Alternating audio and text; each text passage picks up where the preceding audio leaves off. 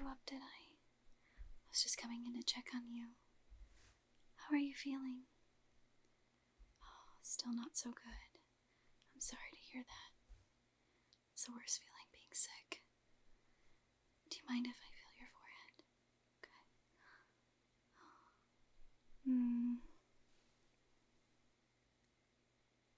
Yeah, you're still feeling kind of warm. Well, don't worry. I'm here to make you feel a little bit better if I can. I did just make you some tea. Would you like some? Okay. 1 second.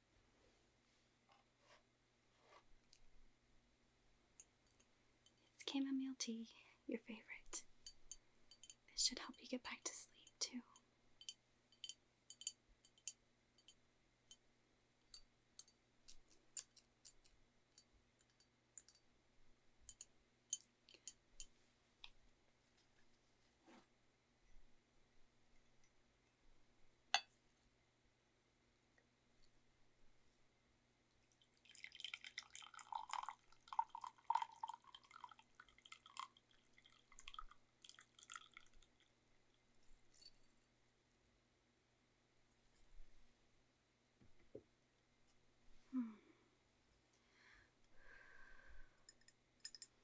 It smells lovely.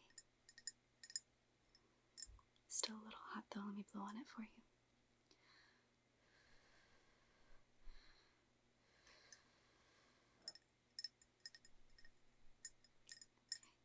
I'll just put it on the bedside table for you, okay?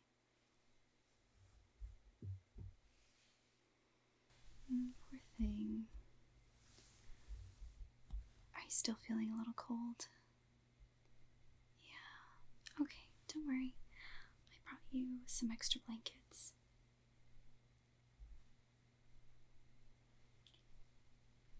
Yeah. It's really soft and fuzzy. It'll make you nice and warm.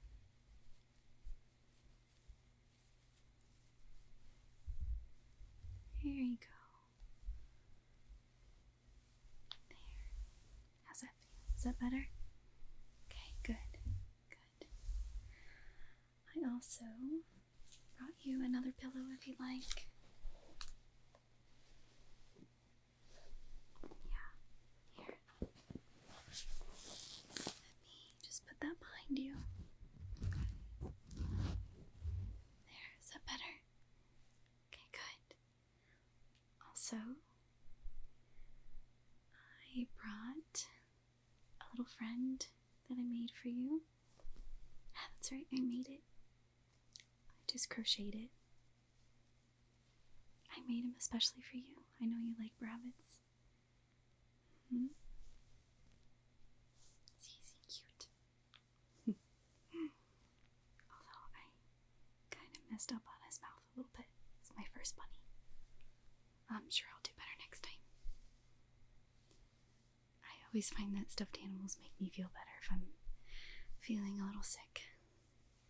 I don't think you're ever too old for it. Here you go. Let me have him snuggle up with you, okay? There. Alright.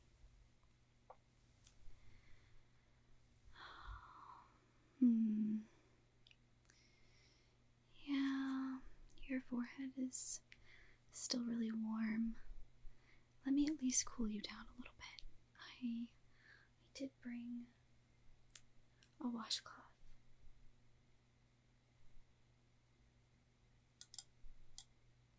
Yeah.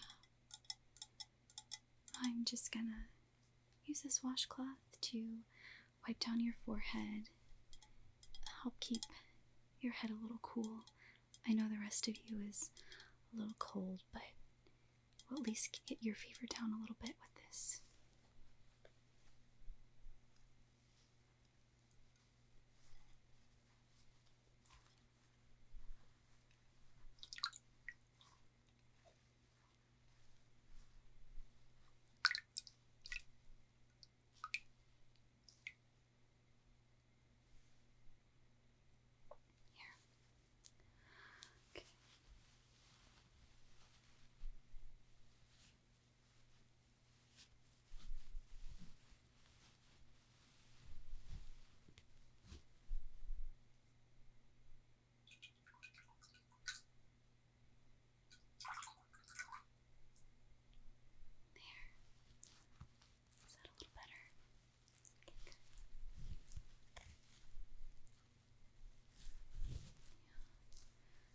cheeks a little bit too.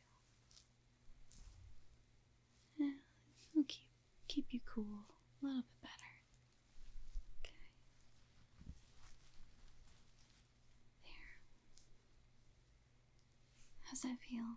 A little better? Okay, good. Good. Okay. What else can I do for you to make you comfortable? Oh, you know what? I can turn on your favorite lamp. Your Himalayan salt lamp. One sec. There. It's a little better, isn't it? A little more ambiance for you to help you sleep. You know, I think Himalayan salt lamps are supposed to help you be healthy as well. I read recently that they are supposed to neutralize negative ions in the air and purify the air around you. I'm not sure if it actually does any of that, but it's just nice to have on, isn't it? Yeah. How are you feeling now? Yeah. Oh. You still have a headache? Okay. Well, I did bring up some medicine for you. It'll also help you sleep. It should help with the headache as well. Okay.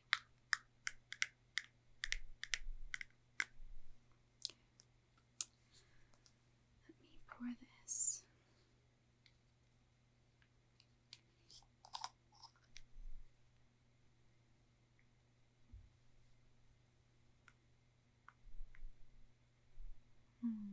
I hated this stuff as a kid, but it really does help you feel better.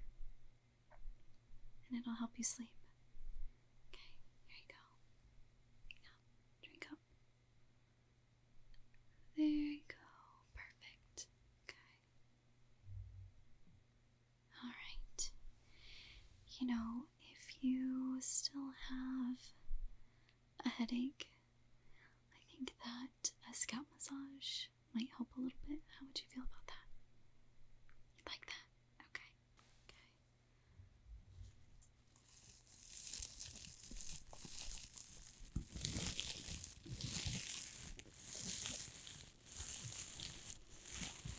How's that feel?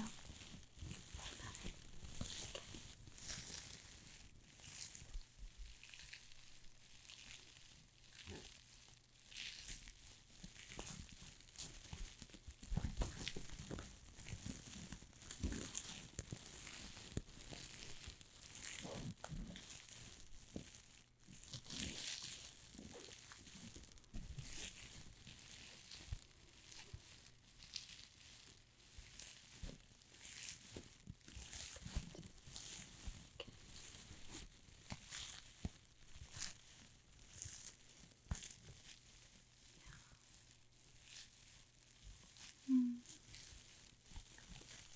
That feels good.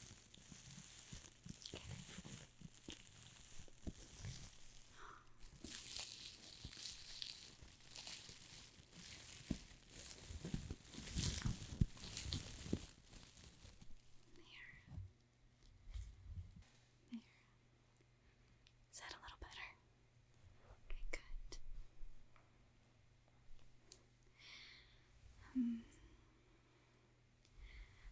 How are you feeling now? A little sleepy? That's good. You need all the sleep you can get right now. Yeah, the more sleep you get, the faster your body will heal. It seems to just be a little cold. I think you'll be over it pretty soon. So, how can I help you sleep? A story. Oh, I can do that. Yeah. What kind of story would you like to hear? One with a happy ending. I think I can manage that. Okay. Well, I have here on my Kindle one of your favorite bedtime stories.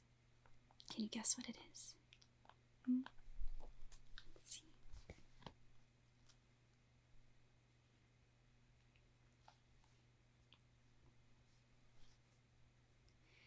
The Fountain of Fair Fortune by J.K. Rowling. That's right, it's one of those tales of Beetle the Bard that she wrote. And this one in particular is your favorite, I know, but it's also my favorite. Okay, so now you just relax, lay back, listen to the story, try to sleep, okay? Alright. So, the Fountain of Fair Fortune.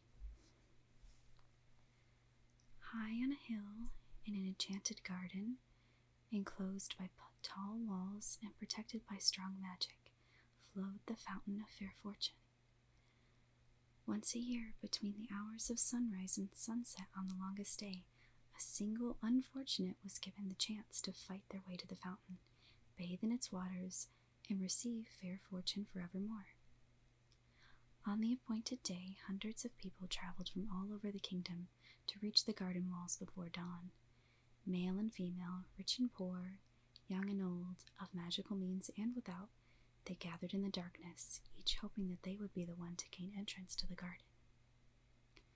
3 witches, each with her burden of woe, met on the outskirts of the crowd and told one another their sorrows as they waited for sunrise. The first, by name Asha, was sick of a malady no healer could cure. She hoped that the fountain would banish her symptoms and grant her a long and happy life.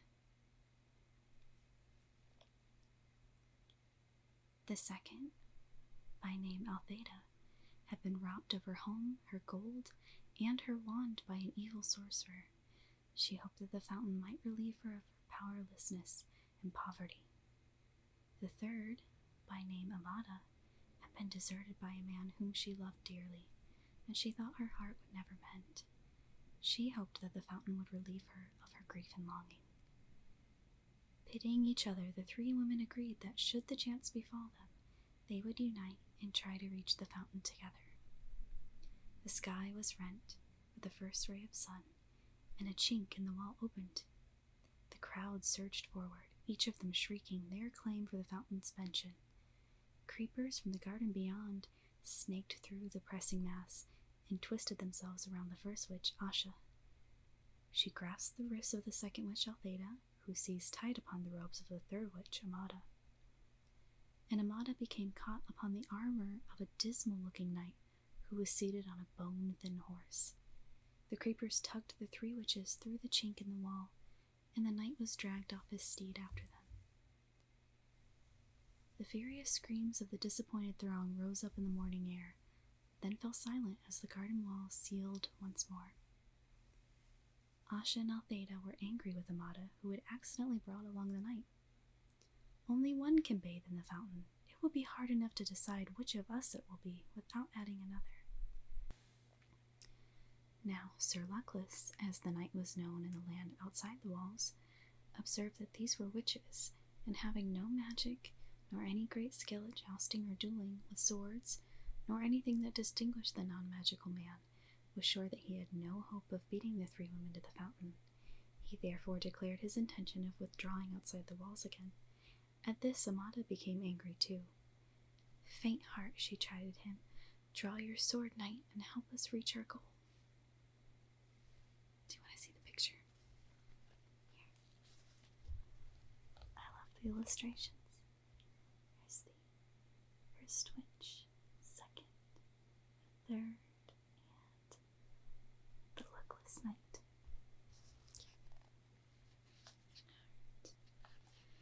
And so the 3 witches and the forlorn knight ventured forth into the enchanted garden, where rare herbs, fruit, and flowers grew in abundance on either side of the sunlit paths.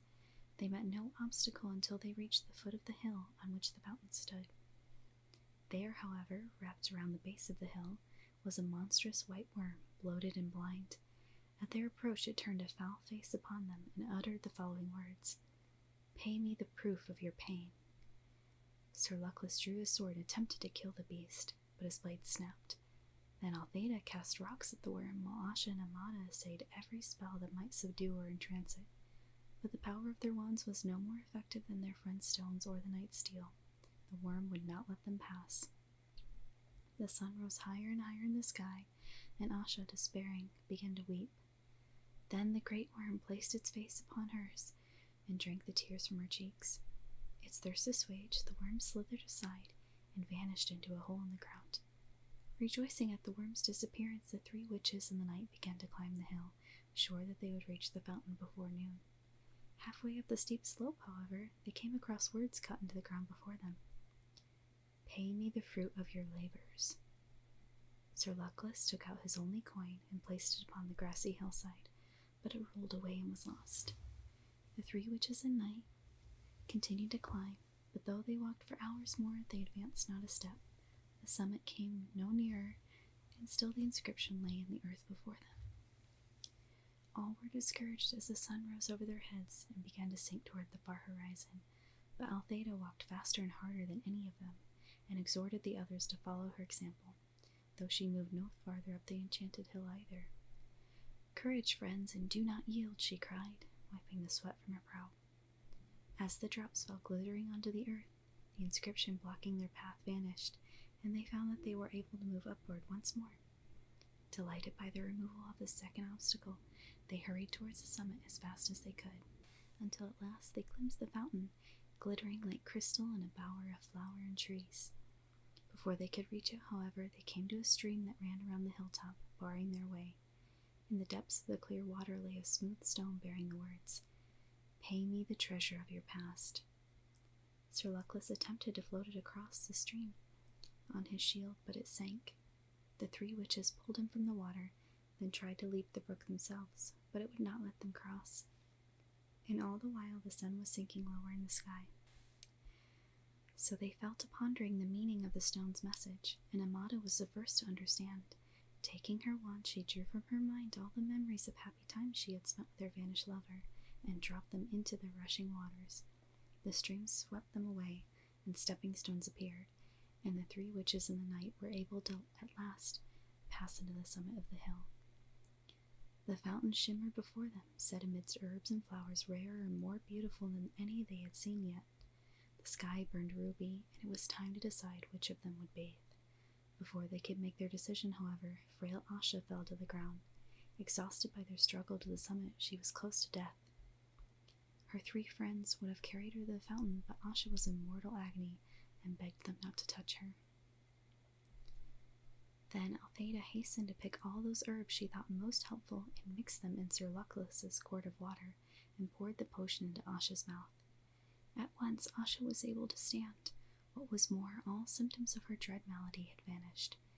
"I am cured," she cried. "I have no need of the fountain. Let Althea bathe." But Althea was busy collecting more herbs in her apron. "If I can cure this disease, I shall earn gold aplenty. Let Amada bathe." Sir Luckless bowed and gestured Amada toward the fountain, but she shook her head. The stream had washed away all regret for her lover, and she saw now that he had been cruel and faithless, and that it was happiness enough to be rid of him. "Good sir, you must bathe as a reward for all your chivalry," she told Sir Luckless. So the knight clanked forth in the last rays of the setting sun and bathed in the fountain of fair fortune, astonished that he was chosen one of hundreds and giddy with his incredible luck. As the sun fell below the horizon, Sir Luckless emerged from the waters with the glory of his triumph upon him and flung himself in his rusted armor at the feet of Amada, who was the kindest and most beautiful woman he had ever beheld. Flushed with his success, he begged for her hand and her heart, and Amada, no less delighted, realized that she had found a man worthy of them. The three witches in the night set off down the hill together, arm in arm, and all four led long and happy lives, and none of them ever knew or suspected that the fountain's waters carried no enchantment at all. Okay.